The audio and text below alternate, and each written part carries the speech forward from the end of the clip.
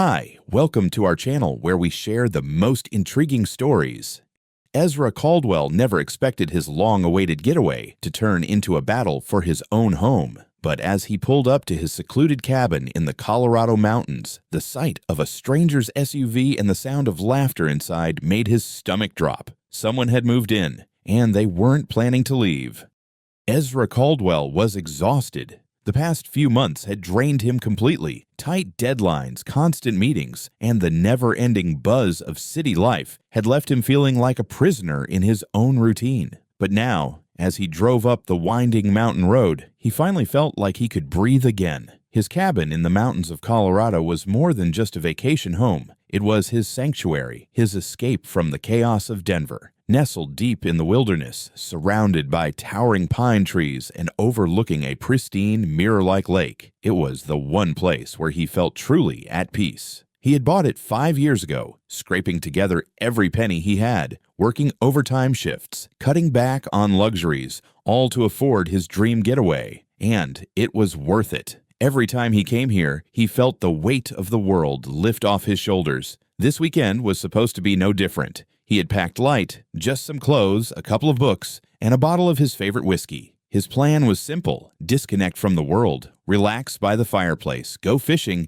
and sleep under the stars. No phone calls, no emails, no stress, just him and the tranquility of the wilderness. As he turned onto the gravel path leading up to his cabin, he let out a deep sigh, already envisioning the first sip of whiskey on his porch while watching the sunset. But then he saw it. A white Chevrolet Tahoe was parked in front of his cabin. Ezra frowned. That shouldn't be there. He knew for a fact that no one else should be on his property. He never rented out his cabin, never shared the key with anyone. His heart started beating a little faster. Maybe it was a lost hiker or someone who had broken down nearby. But as he pulled closer, he noticed something even more unsettling. The Tahoe had a trailer attached, packed with luggage, boxes, and even folded furniture. Whoever was here wasn't just passing through. Someone had moved in.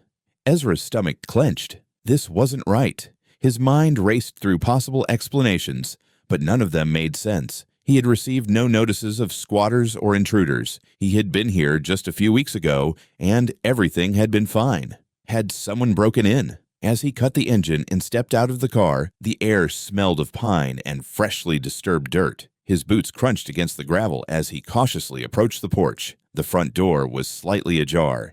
Inside, he could hear voices, not one, but two, a man and a woman, and then a sound that made his blood run cold. Laughter. Someone was cooking in his kitchen. He could hear the unmistakable clatter of pans, the pop of a wine bottle being opened, and the casual hum of someone completely at ease. Ezra's pulse pounded in his ears. This wasn't just a mistake. Someone was in his home, living there, acting as if they owned the place. He tightened his grip on his car keys and took a slow breath, steadying himself. Then he stepped onto the porch, pushed open the door, and walked inside. This weekend getaway was about to take a turn he never could have imagined. Ezra stepped inside, his body tense as his eyes adjusted to the dim light. The warm aroma of cooking food filled the air, a rich, buttery scent mixed with the distinct tang of wine. It was a scent he usually found comforting, but right now it made his stomach twist with unease. His home had been invaded. Standing in his kitchen, a woman with platinum blonde hair, heavy makeup, and an obnoxiously bright pink tracksuit stirred something in a pot with one hand while holding a glass of wine in the other. The way she moved, completely at ease, humming to herself, made Ezra's blood boil. She acted like she belonged there, like this was her house. Before he could speak, a second figure appeared, a heavy-set man in an old t-shirt and sweatpants, rubbing his face sleepily as if he had just woken up from a nap. He barely glanced at Ezra before turning his attention to the woman. "Babe, did you hear that?" the man muttered. The woman finally turned toward Ezra. For a brief moment, she just stared at him, blinking as if confused. Then her lips curled into an unimpressed sneer. "Who the hell are you?" she demanded, one perfectly manicured hand resting on her hip. Ezra felt his jaw tighten. "I should be asking you the same question," he shot back. "This is my house." The woman's expression didn't change. In fact, she let out a scoff, exchanging a look with her companion before laughing. "Oh, please. No, it's not." Ezra's hands clenched into fists. "Yes, it is. I own this place. I have the paperwork. I've lived here for 5 years, and I know for a fact that I never rented or sold it to anyone." The woman rolled her eyes dramatically before waving a dismissive hand in his direction. "Okay, listen, buddy. I don't know what kind of scam you're trying to pull, but we bought this house last week." Ezra blinked. "You what?" The man, who had remained quiet until now, finally spoke up. He looked uncomfortable, rubbing the back of his neck. Yeah. We bought it online, from a guy on Facebook. 20 grand. Ezra felt his breath hitch. $20,000? That was a laughable price for a fully furnished cabin in the mountains. It was an obvious scam. "Are you serious?" Ezra said, shaking his head. "You think you bought a house for 20 grand from some random stranger on Facebook?" The woman's eyes narrowed. "Don't talk to me like I'm stupid, asshole." She jabbed a finger toward his chest. "I did my research. The guy showed me pictures, gave me a contract, everything. It's all legit. So whatever game you're playing, it's not going to work." Ezra exhaled slowly, forcing himself to stay calm. "I hate to break it to you, but you got scammed. That guy never owned this house. I do." The man shifted uncomfortably, clearly starting to doubt the situation. Babe, maybe we should." But the woman cut him off with a glare. "No, we paid for this place. We moved in. That makes it ours." Ezra couldn't believe what he was hearing. "You're trespassing," he said, voice dangerously low. "I'm going to give you 5 minutes to get your things and get out of my house before I call the cops." A slow, wicked smile spread across the woman's face. "Go ahead." She took a sip of her wine. "Call them, I dare you." Ezra didn't hesitate. He pulled out his phone and dialed 911. If she wanted a fight, she was about to get one. Ezra's fingers tightened around his phone as the dial tone rang in his ear. His heart pounded in his chest, not from fear, but from sheer frustration. This woman, this complete stranger, was standing in his home, sipping wine like she had every right to be there. The sheer audacity of it made his blood boil. The woman in pink, who had now plopped herself onto his couch with an exaggerated sigh, smirked at him. "Oh, please, call them. I'd love to see their faces when they arrest you for trespassing." Ezra let out a slow breath through his nose, reining in the urge to lose his temper. The man beside her, her spineless partner, shifted uncomfortably, rubbing his sweaty palms on his jeans. Unlike the woman, he wasn't so sure of himself. His eyes darted between Ezra and her as if starting to doubt the legitimacy of their purchase. Finally, the 911 operator answered. 911, what's your emergency? "Yeah, this is Ezra Caldwell. I'm the legal owner of a cabin in the mountains, and I just arrived to find 2 strangers living inside. I need officers here immediately." The woman let out a mock gasp, pressing a hand to her chest in exaggerated offense. "Oh no, you're calling the cops on the actual owners of the house? How tragic." She leaned forward, eyes twinkling with something close to amusement. Ezra ignored her. The operator asked for the address, and he gave it, keeping his gaze locked on the trespassers. "They should be here shortly," the operator assured him. Ezra hung up. The woman grinned. "Well, while we're waiting for them, why don't you take a seat? Have a drink. Make yourself at home." Ezra clenched his jaw. "This is my home." Her grin widened. Not for long. 15 minutes later, the sound of crunching gravel outside signaled the arrival of a patrol car. 2 sheriff's deputies stepped out, both wearing unreadable expressions as they approached the cabin. The woman was on her feet in an instant, strutting toward them like she was the victim here. "Oh, thank God you're here, officers," she cried, flipping her blonde hair over her shoulder. "This crazy man broke into our home and is refusing to leave. I was just about to call you." Ezra barely managed to keep his expression neutral. The deputies glanced at him. "Sir?" one of them asked. Ezra crossed his arms. "That's a complete lie." He pulled out his phone, quickly navigating to his property tax receipts, mortgage payments, and scanned deed of ownership. "I own this house. I've had it for 5 years. These 2 broke in and are refusing to leave." The deputies looked at the documents on the screen, nodding. Then one of them turned to the woman. "Ma'am, do you have any documentation proving that you purchased this house?" For the first time, the woman hesitated. She glanced at her partner, who looked even more nervous now. "Well," she started, crossing her arms, I don't have the deed on me, but we paid for this house. We sent money to the seller. I have proof of the transaction." She whipped out her phone, pulling up a Facebook Messenger conversation and a screenshot of a money transfer. The deputy squinted at the screen, his expression unreadable. And where is the contract of sale? The legal transfer of property? She licked her lips. I mean, we didn't get a physical copy, but the guy told us. The deputy cut her off. Ma'am, you didn't buy this house. You were scammed. Ezra felt a moment of pure satisfaction at the way her expression dropped, but she recovered quickly, her eyes flashing with defiance. That's bullshit. We paid for it. It's ours. Her voice rose in pitch, and suddenly, the charm was gone. She was angry now, her hands clenched into fists, her chest heaving. The deputy sighed. I understand that you feel cheated, but that doesn't change the fact that you are trespassing on someone else's property.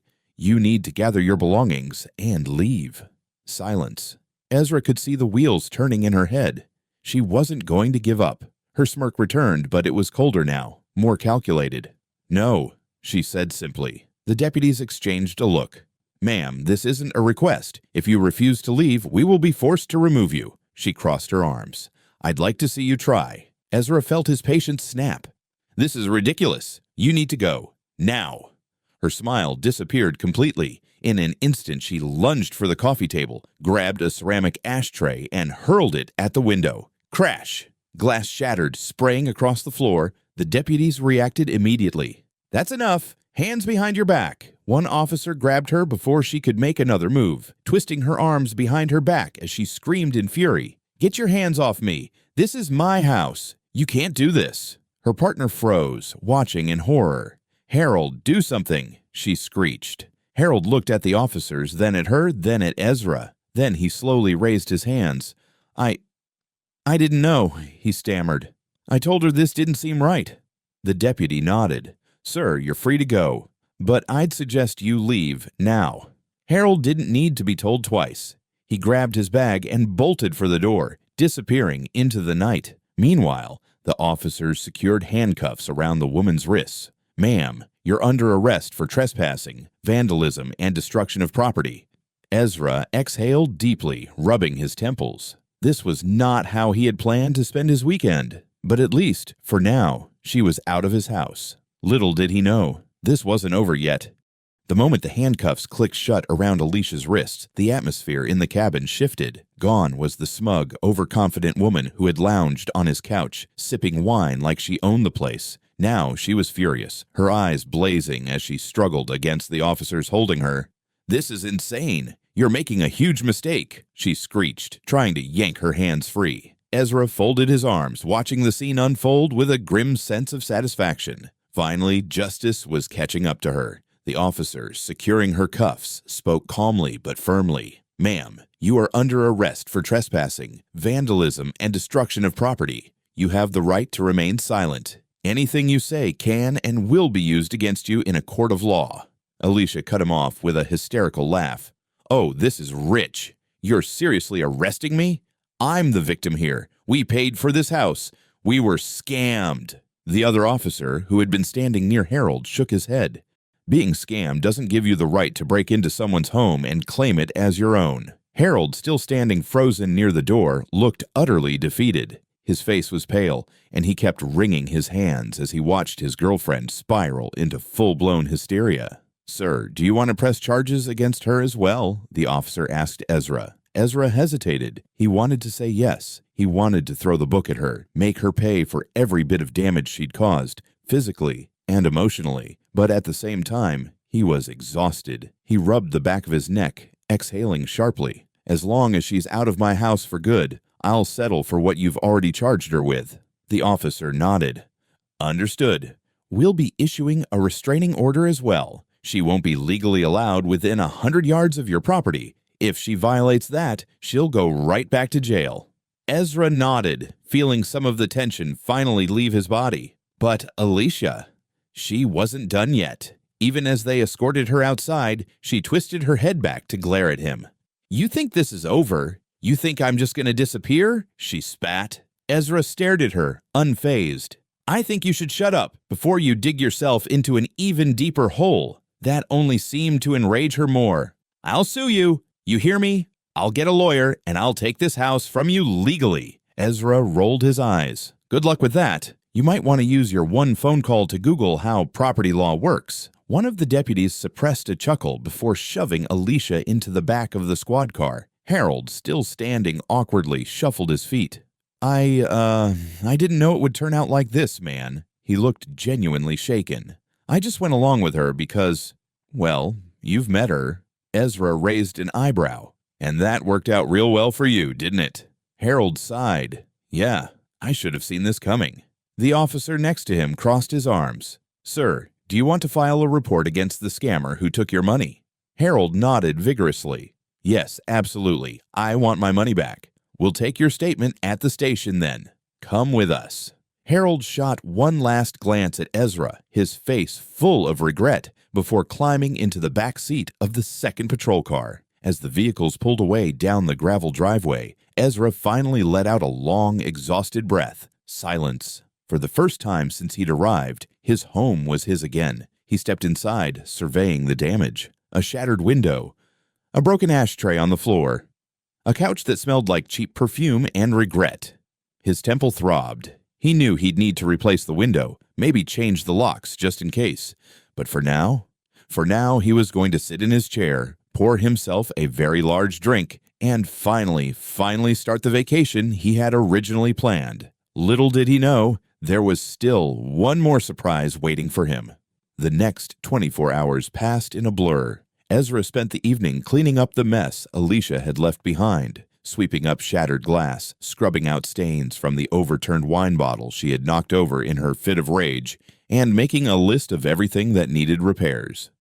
By the time he finally collapsed into his armchair with a stiff drink, exhaustion had settled deep in his bones. He had hoped that after her arrest, the nightmare would finally be over. He was wrong.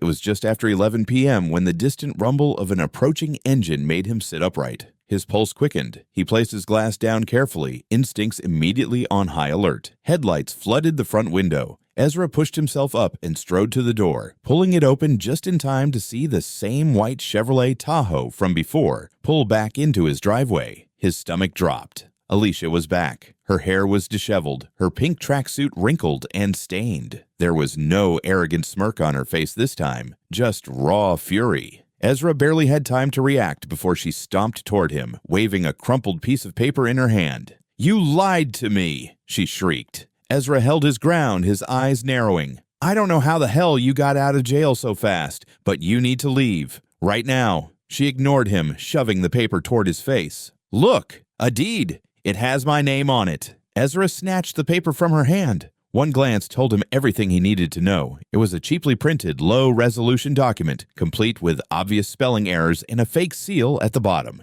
He stared at it for a long moment, then looked back at her. "You printed this at a copy shop, didn't you?" Alicia's face twitched.